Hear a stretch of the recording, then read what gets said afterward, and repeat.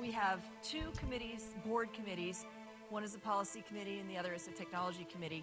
So I first want to talk about where our space is, where GridWise Alliance's space is. So when you look at the electricity sector, obviously you all know this, transmission, distribution, generation, and end use. And traditionally, GridWise was one of the very few voices that was speaking just for the grid. I mean, I think that if we think about it, there are lots of suggestions we could come up with that are, hey, here's a way to, improve the efficiency of the government as it relates to the grid. And interconnection, are there recommendations that we can make around interconnection? And there, I would say that there are other groups working pretty hard on interconnection, and there we may reach out to some of our partners and co-opt and adopt and coordinate with them on interconnection recommendations. We have two committees, board committees. One is the policy committee and the other is the technology committee. Those have board members on them, but those are two committees that we designed to actually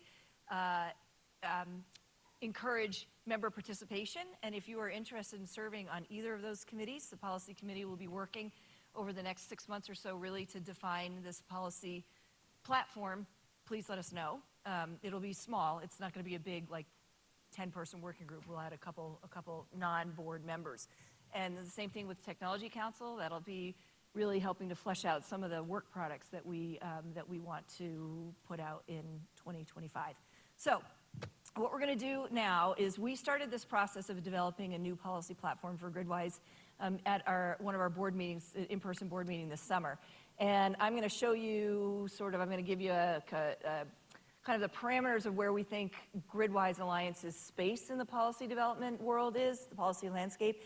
And then I'm going to talk through a few of the things that came up in this original policy discussion that we had. We've had some discussions since then. We're also in the process of working with our coalition partners like NEMA to figure out what their members' priorities are. And when we developed the last big policy platform for GridWise, which was the Grid Investments for Economic Recovery that became, it was kind of the framework for what was in the infrastructure bill for the grid. We did a lot of internal discussions, a lot of internal work, and then we did sort of level setting with our key partners, like the state groups, like the other trade associations and other partners. So that's where we are right now. Right now, this is really about collecting people's priorities, and then we'll kind of put a draft together. We'll run that by everybody again, and then we'll start going out to other partners. So there are a mixture of members and non-members here. So we're just going to open the floor. But first, if I could have the next slide, please. So I first want to talk about where our space is, where GridWise Alliance's space is. So when you look at the electricity sector, obviously you all know this, transmission, distribution, generation, and end use. And traditionally, GridWise was one of the very few voices that was speaking just for the grid. We didn't advocate for the ITC and the PTC for generation.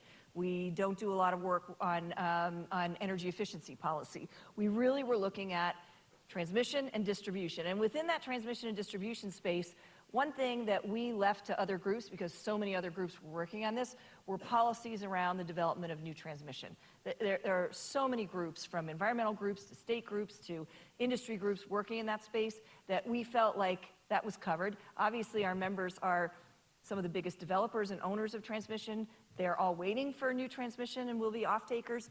They manufacture the components for new transmission, so we are if you've been to any of our policy council meetings, you know that we follow this really closely, and we regularly have briefings on policies like siting and permitting that affect new transmission build, but it is not the place where we develop our own unique policy. Where we really focus on, and this is sort of a part of the vision for the integrated grid that we released earlier, is we look at how to expand the capacity of the transmission and distribution system. And now, with the advent of distributed energy resources that are providing resources and support to the distribution system and the transmission system, our purview has sort of snuck out into the end uses because they are such a critical part of how we manage the grid. So I think it's unlikely that we would, in that end use space, that we would advocate for, including rooftop solar in some sort of other incentive. Really what we would be looking at are the ways that that we can structure policies and programs that allow those resources to help maintain the stability of the grid and to help grid operators meet their needs. So when we had the conversation this summer, I'm just going to throw out in no particular order some of the issues that came up. Obviously, transmission. But within that space, we were really looking at, what do we do about GETs? How do we encourage the adoption of GETs to increase capacity? What do we, what are the policies around reconductoring and then storage as both as a way to expand capacity, but also to manage the flow on the transmission system?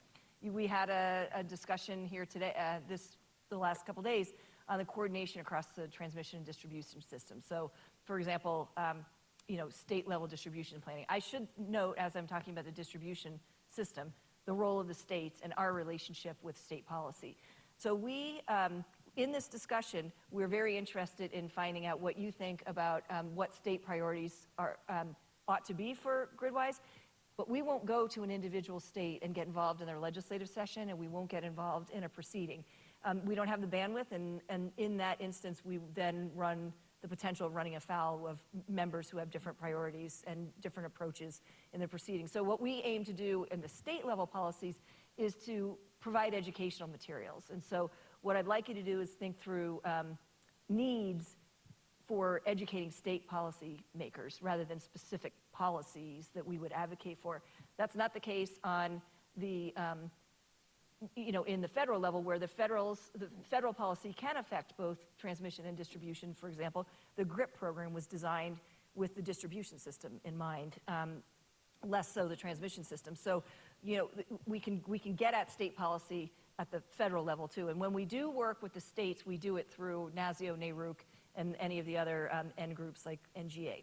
So another issue that came up was, and we just had a panel on meeting large consumer demand, and what are the policies that we should be thinking about in that large consumer demand growth.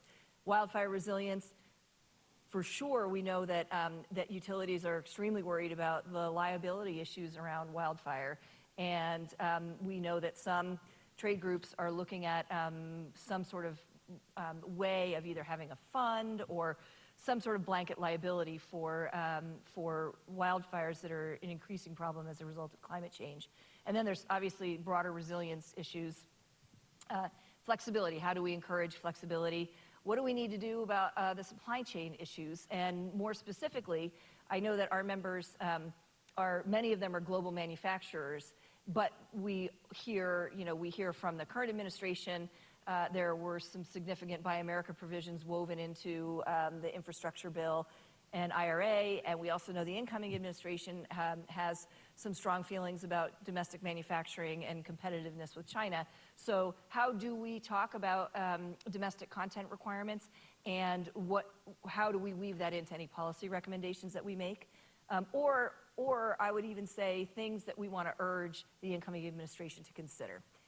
And then GRIP defense. I mean, we fought really hard to create those programs and to get money in them, and our priority over the last few years has been effective implementation of those programs. So do we have to do GRIP defense? FERC Order 2222 implementation, which you look at this graph, that FERC Order 2222 is the dark blue box. It's aggregated DER moving into the wholesale market. And then, just like we've heard the last 2 days, if distribution utilities have to use those resources to help meet their demand locally, are there things that we can recommend to the states around aggregated DER? Permitting reform, I flagged. Again, I don't think that that is where we will devote a lot of time developing our own policies, but just know that we consider that a big priority. Interconnection, are there recommendations that we can make around interconnection? And there I would say that there are other groups working pretty hard on interconnection, and there we may reach out to some of our partners and co-opt and adopt and coordinate with them on interconnection recommendations. And then AI, and I do think that there's a big role for GridWise. We may not come up with immediate policy recommendations, but we're beginning the work of cataloging how utilities are using AI and what the implications are for security, IP, privacy, governance, boundary conditions, all of those things that the utilities are starting to grapple with, and the vendors and technology developers are also starting to think about. And there is some desire with people on the Hill to tackle some of these issues around AI, but they don't even begin to know what that means in the utility space. So, what should we be focusing on there? So, do you have anything